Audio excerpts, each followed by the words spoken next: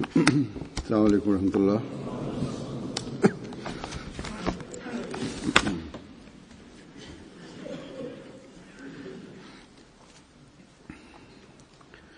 أشهد أن لا إله إلا الله وحده لا شريك له وأشهد أن محمدا عبده ورسوله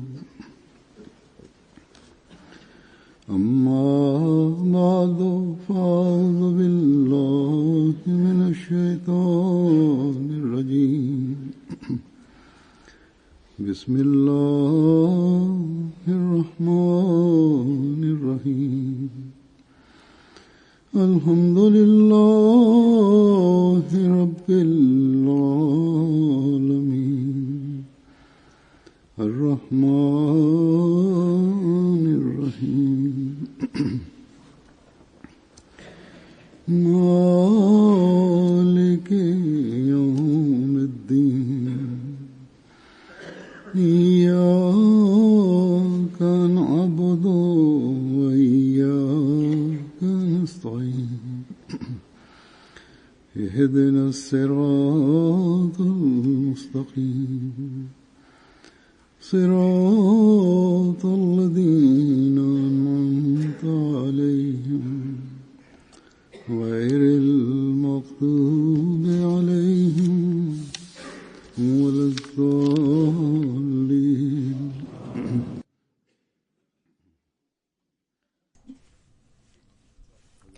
When relating accounts from the life of the promised Messiah, on whom be peace, Hazrat Muslih Maud draws very subtle lessons to be learnt from them.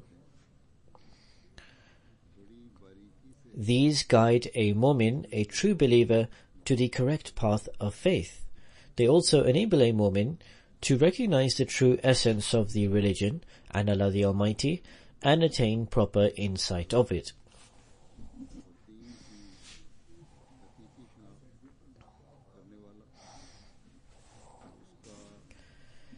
On one occasion, Hazrat Muslih Maud was delivering a sermon in which he gave a commentary of Ayatul Kursi. He was explaining this part of the verse, Lahu ma fis samawati wa ma fil ard, man zal lazi yashfahu indahu illa bi iznih. Hazrat Muslih Maud says, God says here, so now tell me, when all in the heavens and earth belongs to the Master, the Lord, how can you make anyone else a God?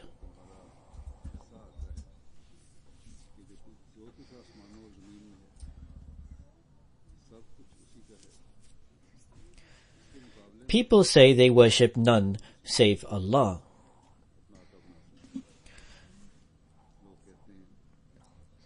However, they show homage to those they consider close to God. They give offerings and implore them for prayers and seek blessings from them. In return, they believe these individuals will act as intercessors to God on their behalf. However, God the Almighty says, without His permission, none can act as an intercessor. In our era, no one is greater in rank than the promised Messiah, peace be upon him.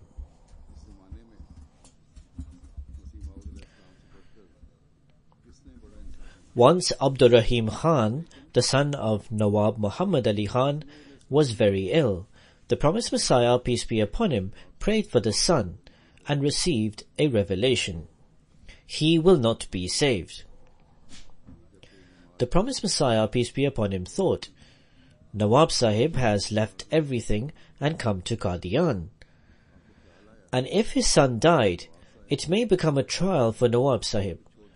Thus the promised Messiah, peace be upon him, beseeched God Almighty in supplication, O Lord, I give my intercession for this child's health to be restored. Upon this he received a revelation, Man zal ladhi yashfahu indahu illa bi iznih. Who are you to act as an intercessor without my permission? Now look, the promised Messiah, peace be upon him, was undoubtedly of the highest rank. His advent had been awaited for the last 1300 years. Yet when he tried to act as an intercessor, God the Almighty replied, "Who are you to act as an intercessor without my permission?" The promised Messiah, peace be upon him, says that when he received this revelation, he fell down, and his body started trembling, and he felt he was about to die.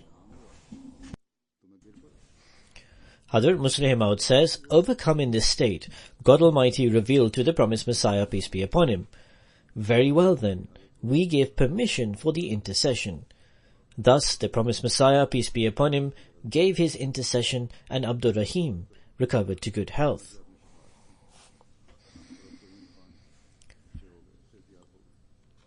It was the grace of the Almighty that his prayers were accepted, and the promised Messiah, peace be upon him, was unable to act as an intercessor. Yet even here, one who has the rank of being the promised Messiah, peace be upon him, is told by God, "Who are you to act as an intercessor without my permission?" What significance do others have, therefore, who walk around as holier than thou, and believe they can act as intercessors for everyone? The hadith teach us that intercession of even the Holy Prophet ﷺ will only avail by divine permission. And so how foolish is a person who thinks individuals can be intercessors in their favor? This misconception has created the ill habit of shrine worshipping to become prevalent among our society. They commit shirk, associate partners with God, and embroiled in this, they worship the peers, the spiritual leaders.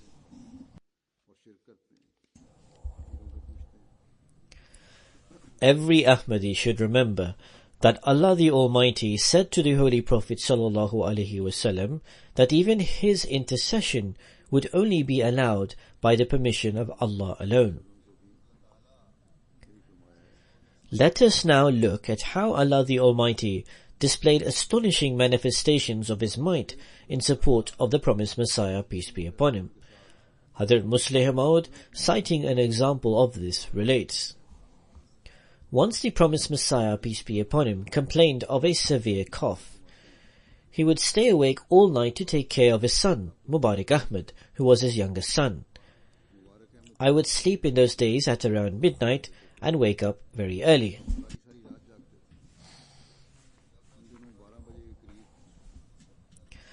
As I slept, I saw the promised Messiah alayhi salam awake, and when I woke up, he would still be awake. This struggle is what led to the promised Messiah suffering from a bad cough, and this ill health prolonged. It was my duty to give the promised Messiah, peace be upon him, his medicines to drink. It is natural that when one is assigned with a task, he feels he has a right to interfere in matters related to it. Thus I felt I should take my right of being a helper to make suggestions on the food and drink intake of the promised Messiah, and would recommend to him to not eat or drink particular things.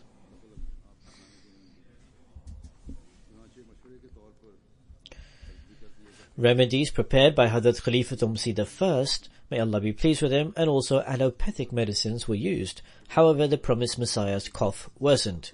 This was in 1907. An apostate, Abdul Hakim, learned of the promised Messiah's severe coughing and wrote, "Mirza Sahib will die of tuberculosis." We thought that we should not give Abdul Hakim the opportunity to rejoice in this wrong way. However, the promised Messiah's cough was so severe that sometimes it seemed as if he would lose his breath and choke between very lengthy coughs. It was in this predicament that someone came from out of town, bringing with them a gift of fruits. Hazrat Musleh Maud says, I presented these fruits to the promised Messiah, peace be upon him, who told me to say Jazakallah to the visitor. He then proceeded to pick up one of the fruits, which I think was the banana. Then, either because I was the one who gave his medicines, ought to teach me a lesson. The promised Messiah, on whom be peace, said to me, "How is it to eat this for one suffering from a cough?" I replied, "It is not very good," to which he smiled, peeled the banana, and started to eat it. I said again, "The cough is severe, and eating this will make things worse." He smiled and continued eating. In foolishness, I continued insisting he should stop eating the banana. He smiled again and said, "I have just received the revelation. Your cough has ended." From then on, his cough subsided, even though he took no medicines and did not take any precautions. On the contrary, he lived completely without precaution and taking care of himself, and yet his cough diminished. For a month before, various treatments were applied, and the cough persisted. This is the divine will. Normally, a lack of precaution leads to illness, and treatment restores one to good health. However, Allah the Almighty can change the course of destiny. Man has been taught by Allah the Almighty to use the weapon of prayer and submit before the Lord, that I do not desire complete liberty and am frustrated with my current plight. Thus, O Lord, confirm me with your favor and change my current situation. Allah the Almighty then sees that the person has put his complete trust in him and thus wills to change his situation, and does so, and in this also displays his might.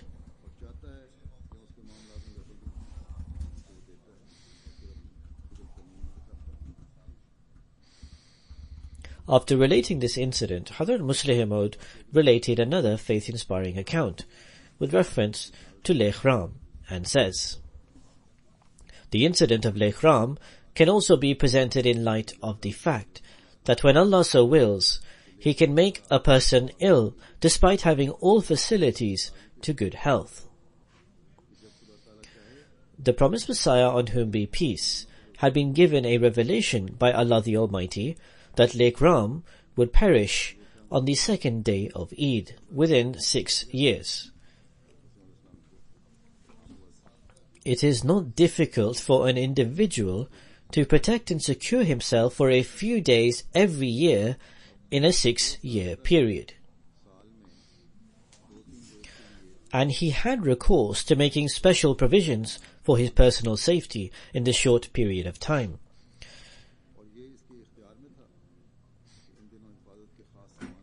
Despite this, Allah the Almighty fulfilled the prophecy of the promised Messiah, on whom be peace, against all apparent circumstances.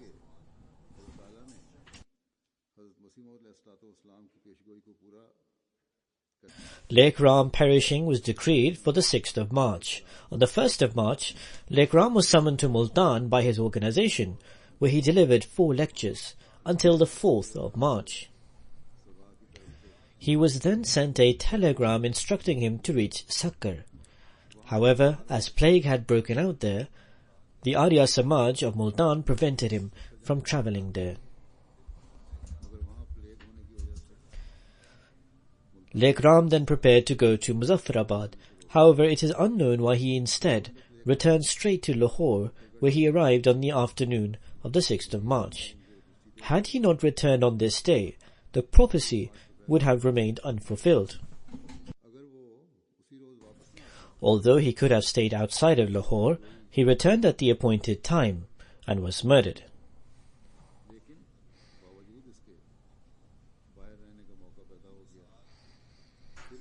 This example shows that despite good health, safety and security, one can succumb to death. In short, Allah the Almighty can change the course of man's situation entirely according to His will, and thus demonstrates His might.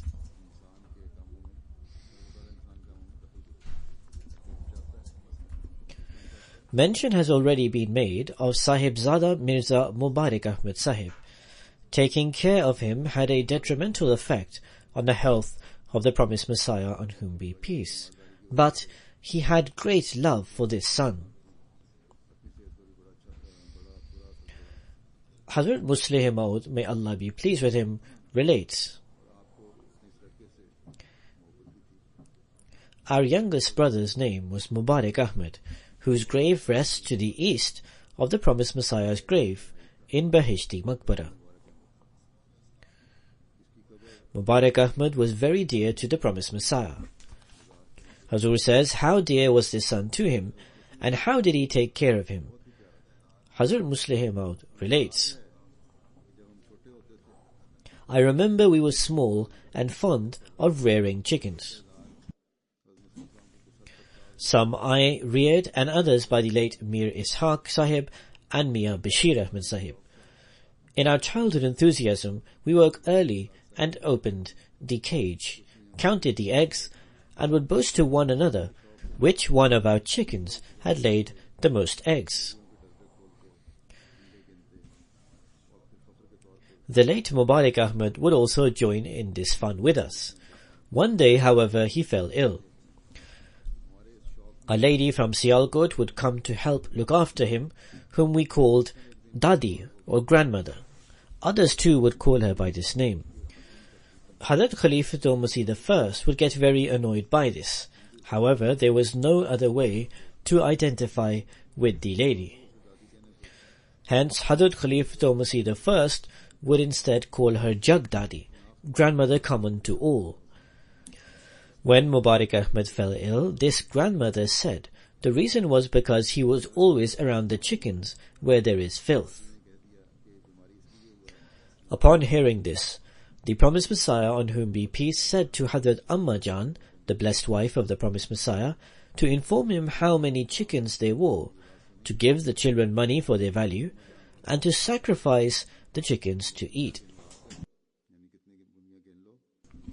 The Promised Messiah, peace be upon him, greatly loved Mubarak Ahmed. Hazrat Musleh Maud has recorded the state of the Promised Messiah alayhi salam at the time of the death of this most beloved son at several occasions, who he took so much care of. The Promised Messiah, peace be upon him, nursed him with extreme dedication during his last illness. Hazrat Musleh Maud says that the Promised Messiah alayhi salam had a very strong love for our younger brother Mubarak Ahmed.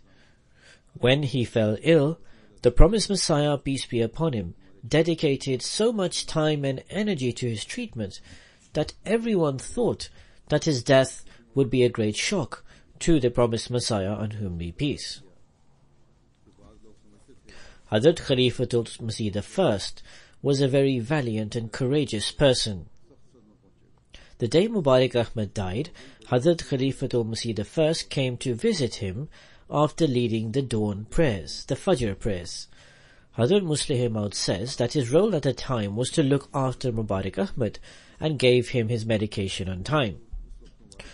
Hazrat Musleh Maud says, I was the one who asked Hazrat Khalifatul Masih I to come home with me.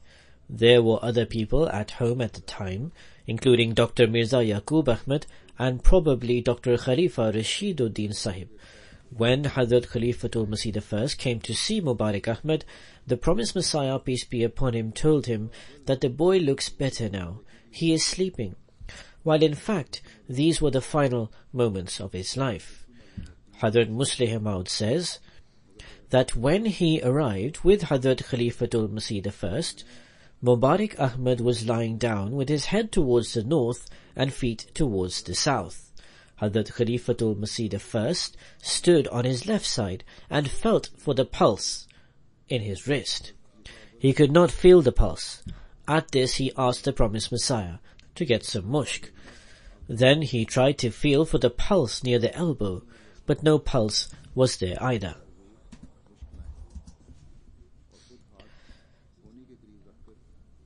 At this he said to the Promised Messiah, Hazur, Your Holiness, please bring it quickly. Then Hazrat Khalifatul Masih I felt for the pulse near the armpit, but he couldn't feel the pulse even there. He got worried and urged the Promised Messiah, peace be upon him, to bring the mushk quickly.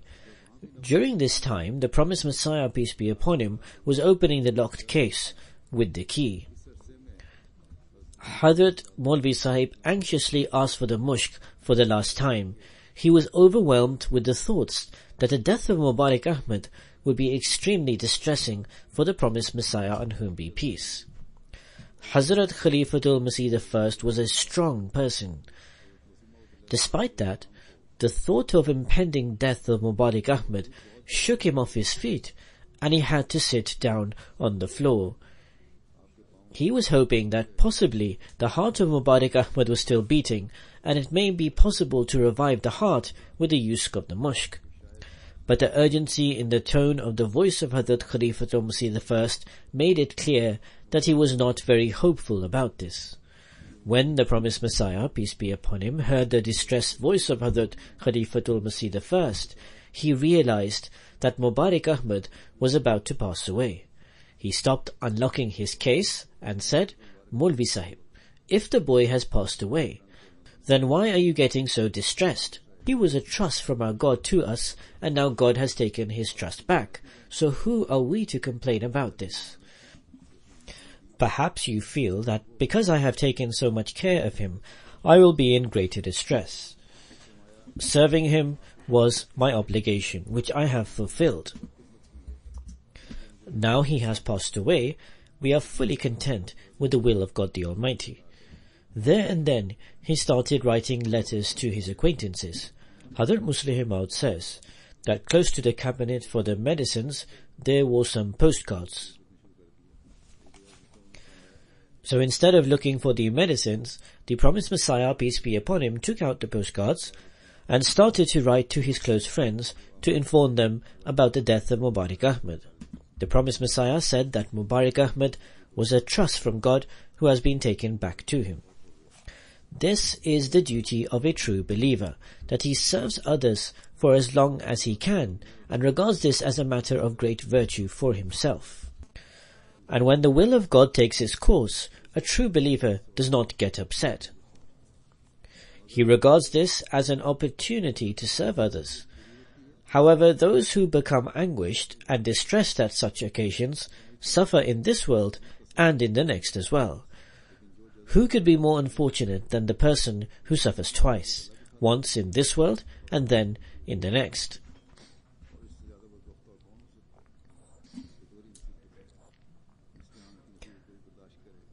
Hazrat Muslih Maud, while addressing the people of Qadian, said that you may have witnessed it yourself, that during the illness of Maulvi Abdul Karim and Mubarak Ahmad, the promised Messiah, peace be upon him, made a tremendous effort to treat them. This degree of effort might have given an impression to those around him that the promised Messiah believed that the progress of his movement depended upon the lives of these two. During those days, no one talked about anything else. All the talk was about what treatment to give, and how, and when. But then you saw what happened after their deaths. The change in the promised Messiah, peace be upon him, was astonishing. After the death of both Mubarak Ahmad and Maulvi Abdul Karim, the promised Messiah, peace be upon him, addressed his followers in a comforting manner, with a smile on his face, explaining that God has informed him in advance about these deaths.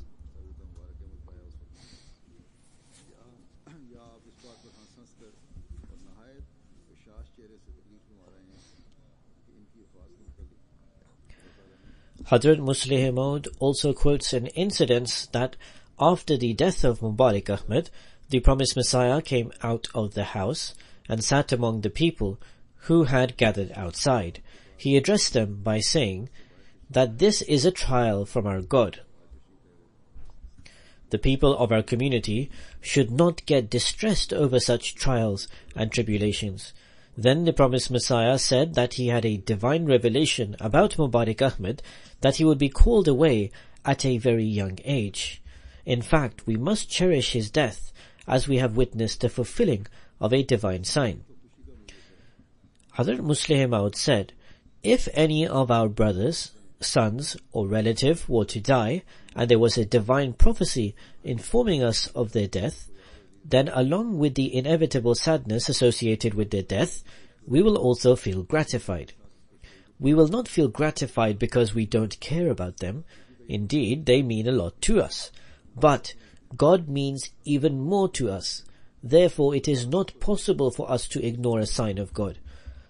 Thus, our duty is to demonstrate to the world these two qualities. We must raise awareness about the warnings of great calamities as signs of truthfulness of the promised Messiah, peace be upon him.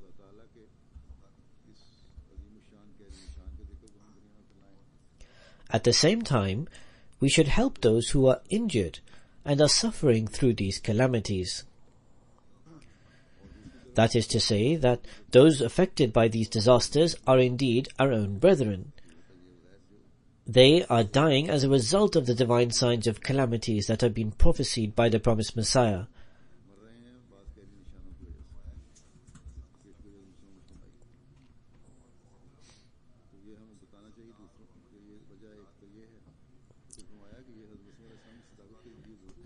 It does not behove us to show happiness that people died as a result of a divine sign. Rather, it is imperative for us to help those who are injured or are suffering as a result of those divinely prophesied calamities.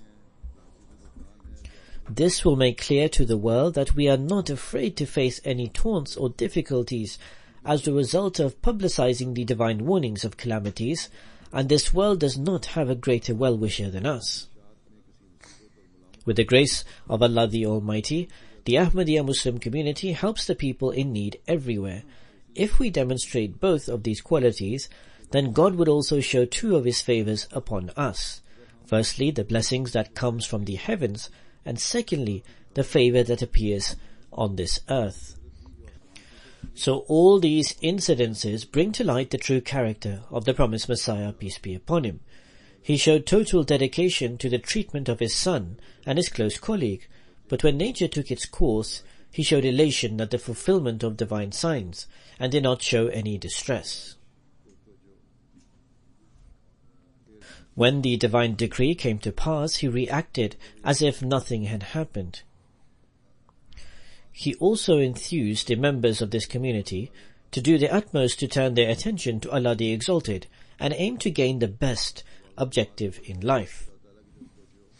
The promised Messiah, peace be upon him, explained that the true purpose of our life is to gain the approbation and pleasure of God. The promised Messiah explained to his followers that when the divine signs of calamity are fulfilled, we should feel pleased that a divine sign has come true, and at the same time, we must make every effort to serve humanity suffering as a result of these calamities.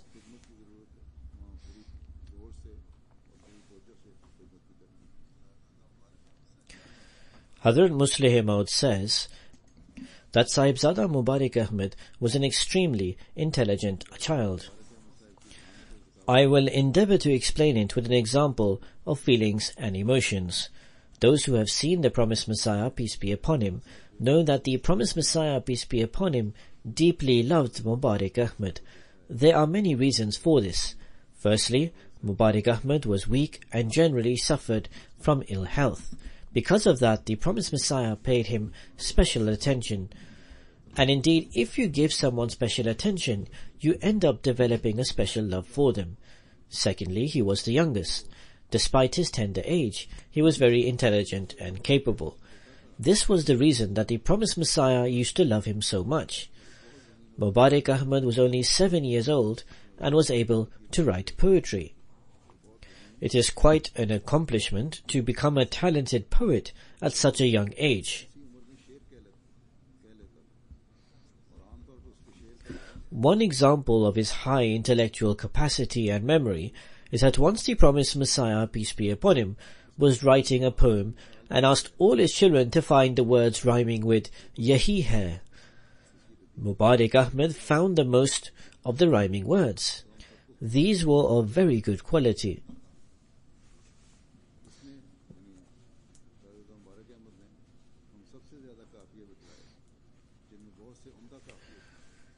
Hazrat Muslih Maud says that we should try and serve the creation of Allah the Almighty physically as well.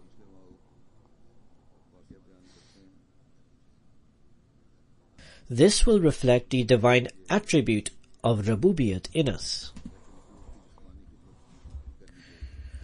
Hazrat Muslih Maud says that he will never forget that when he was only 16 or 17 years old, his younger sister passed away.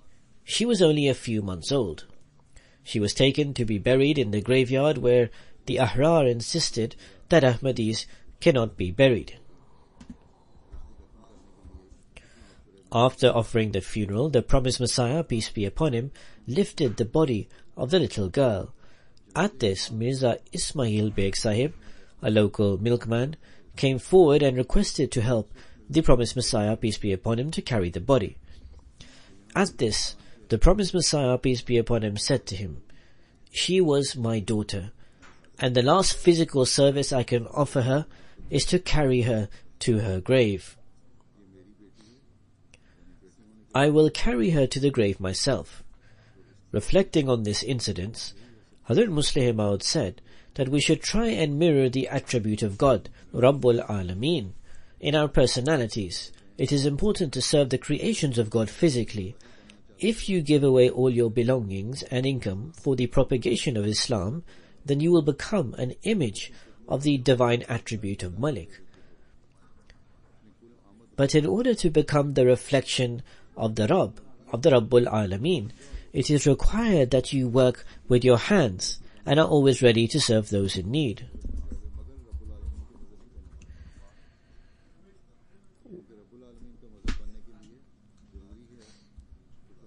What a beautiful explanation.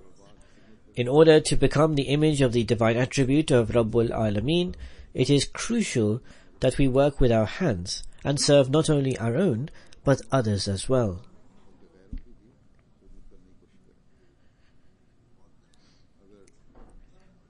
If you ponder over this, it will become clear that such a practice leads to wonderful outcomes. This increases the solidarity within a nation. If everybody in the society has a mindset to serve others, the society becomes a really blissful place. Hazrat Muslih Maud explained an incident that reflects that the promised Messiah, peace be upon him, placed his trust completely in his God. He had total faith in his truthfulness and acceptance of his prayers. Hazrat Muslih Maud relates that once during the time of the promised Messiah, there was a court case regarding the custody of a mosque between Ahmadi and non-Ahmadi Muslims in Kapurthala. The judge presiding over the case appeared quite hostile against Ahmadis. At this, Ahmadis of Kapurthala became concerned and wrote a letter to the promised Messiah, peace be upon him, requesting his prayers. At this, the promised Messiah, peace be upon him, wrote back, saying that if I am truthful, then Ahmadis will get the custody of this mosque.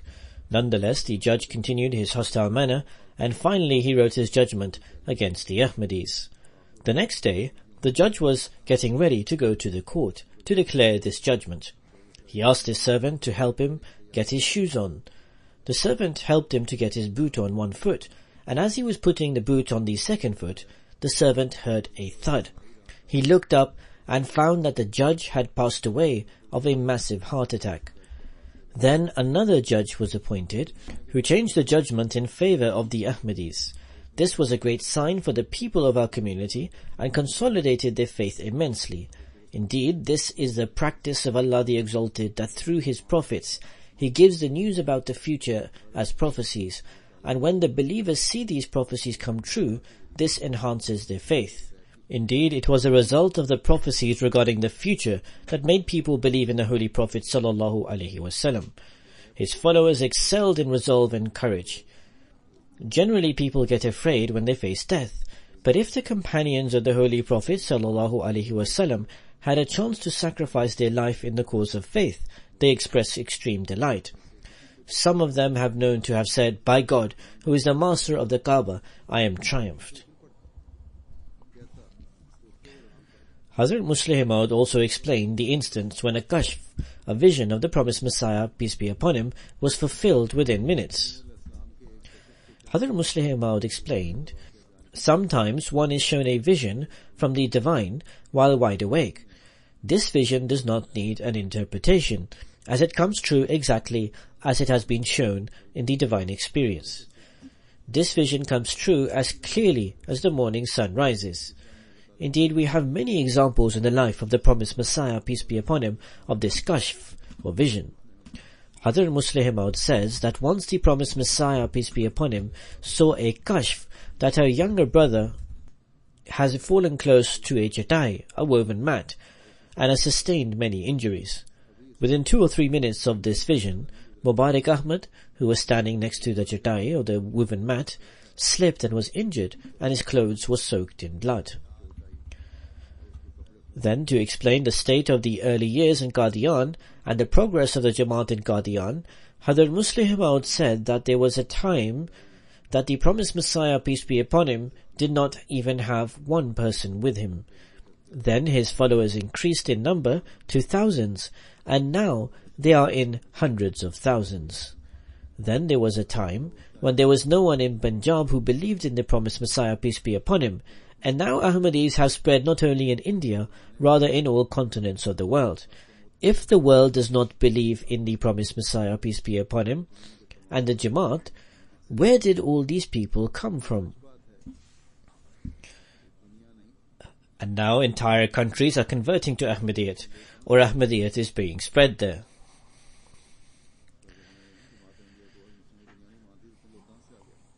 Hazrat Musleh Maud says that just look around, good people are sitting in front of me right now. How many of them accepted the promised Messiah, peace be upon him, in the beginning?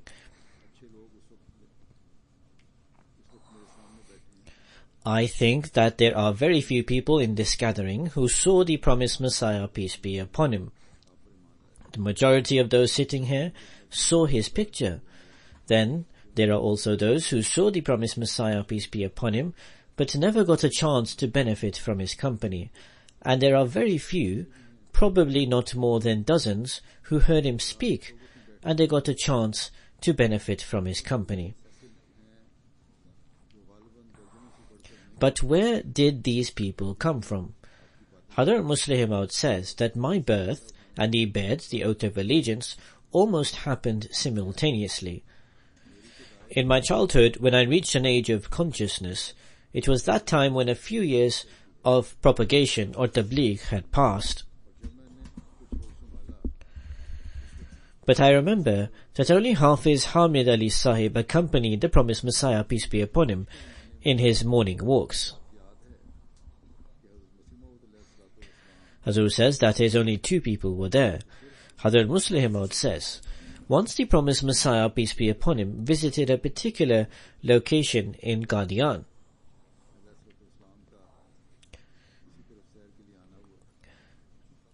Since I was a young boy at that time, I insisted to go for a walk with him. There used to be a type of plant there in those days.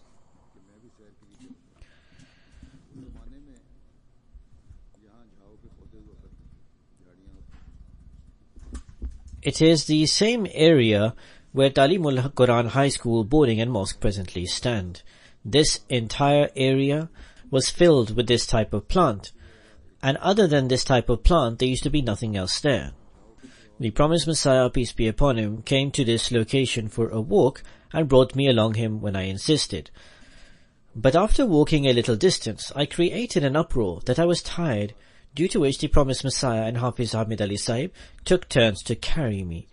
I remember that scene to this very day. So it was such a time that although the promised Messiah, peace be upon him, had made their claim, there were very few people who followed him, and hardly anyone visited Qadian. But now the situation is such that we have to make an announcement repeatedly that people should seek permission before migrating to Qadian. If someone migrates to Qadian without permission, they might be compelled to return.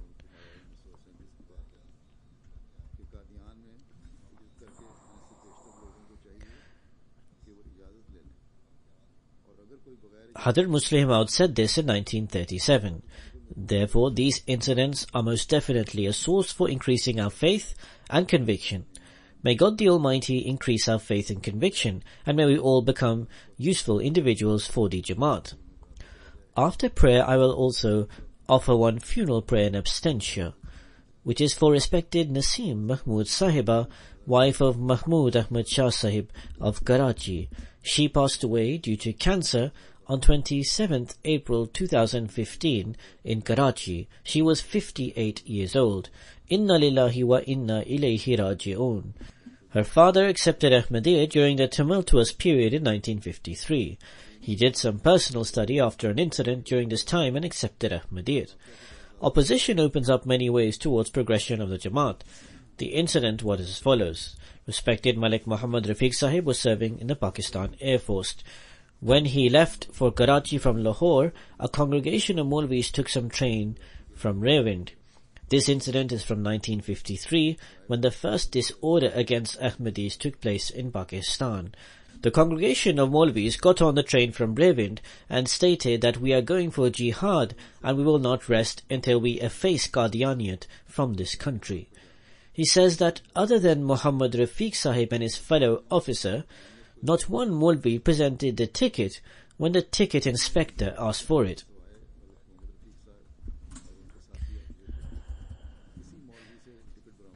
This made him think that these Maulvis are on this train without tickets. If they were truthful and their jihad was real, then they would not travel without a ticket and damage the national treasure. Hazur says now they cause even more damage. Hazrat Musleh Maud says, anyway, after this incident, when he arrived in Karachi for work, he asked his in charge if there was a Qadiani in the unit. After having a conversation with an Ahmadi and finding out more information, he took the bayat, the oath of allegiance, and entered the fold of Ahmadiyyat. So this is how her father accepted Ahmadiyyat, and Ahmadiyyat entered in her family.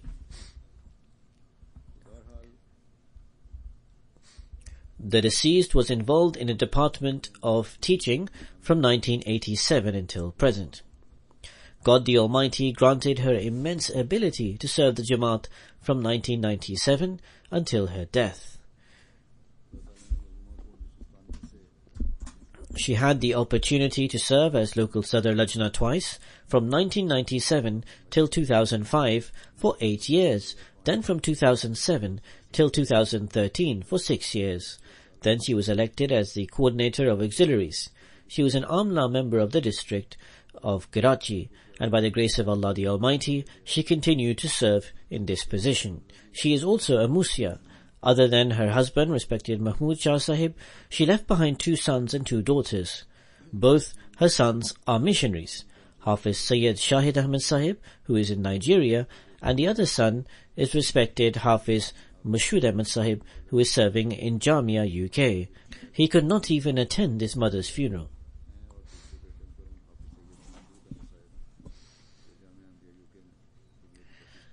Hafiz Sayyid Mashood Ahmed Sahib writes that my parents presented both their sons in the way of God after we memorized the Holy Quran. They made us both Hafiz and admitted us in Jamia. My respected mother gave precedence to faith over worldly matters in every situation, and she instilled in us from our very childhood that we were only to serve the Jamaat. He says that it was her daily routine to make us memorize prayers when we went to bed at night and to pray for us. Particularly, she used to recite couplets from the prayer written by the promised Messiah, peace be upon him, in favor of one's progeny. That, my Lord, there is one prayer of mine. She recited this prayer very melodiously and with immense pain. She used to say that your older brother is going to become a missionary, and you are going to Rabwa from Karachi to memorize the Holy Quran. Afterwards, Allah the Almighty favored, and both their brothers memorized the Holy Quran, then devoted their lives and went to Jamia, and now they are both serving as missionaries. He says that during our stay in Madrasatul Hifz, our beloved mother travelled to Rabwa from Karachi almost every month. During those times, the railway system was very frail and painful. She would meet us and listen to the portion we had memorized. She would wash our clothes and iron them. After serving us for a day, she would travel back to Karachi the next day because she was affiliated with the Department of Teaching. She would return to her school and fulfill her responsibilities.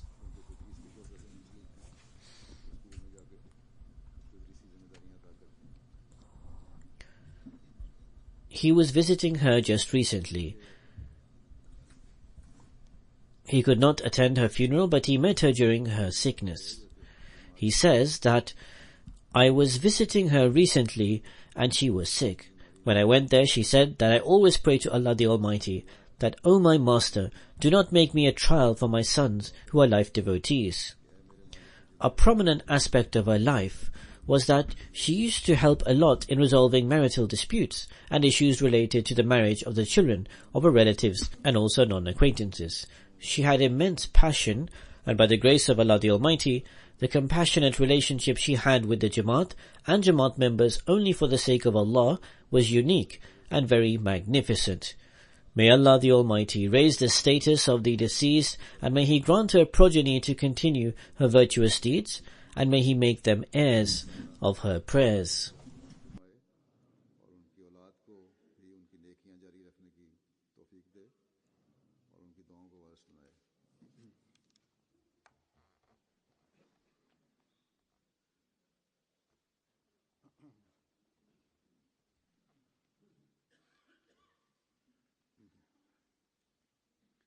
الحمد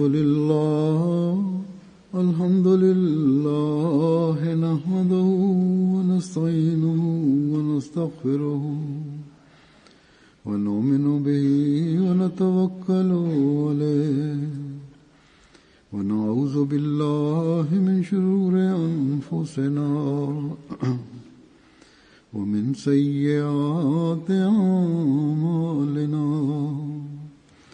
من يهده الله فلا مضل له ومن يضلل فلا هادي له ونشهد أن لا إله إلا الله ونشهد أن محمدا عبده ورسوله عباد الله رحمكم الله إن الله يأمر بالعدل والإحسان وإيتاء ذي القربى وينهى عن الفحشاء والمنكر والبغي يعظكم لعلكم تذكرون اذكروا الله يذكركم